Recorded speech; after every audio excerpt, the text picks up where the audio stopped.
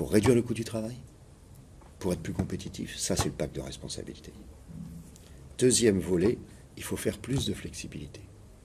C'est l'aspect qualitatif de la compétitivité. Et ça, c'est la loi travail. Voilà. Et l'un des éléments clés dans la loi travail, c'est pas le seul élément qu'on a contesté, mais c'est celui qu'on a contesté le plus fortement, c'est ce qu'on a appelé l'inversion de la hiérarchie des normes. Au début, quand je parlais de ça, on disait de quoi il nous parle, c'est un ovni.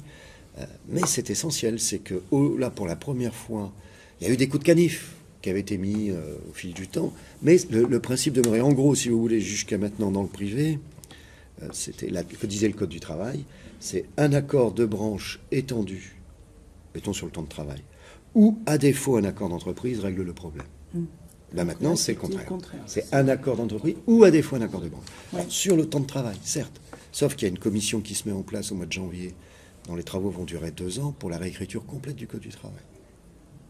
Et je crains que, quel que soit le résultat des élections présidentielles, d'un aspect qui tourne autour du temps de travail aujourd'hui, on fasse l'inversion sur tous les éléments du Code du travail.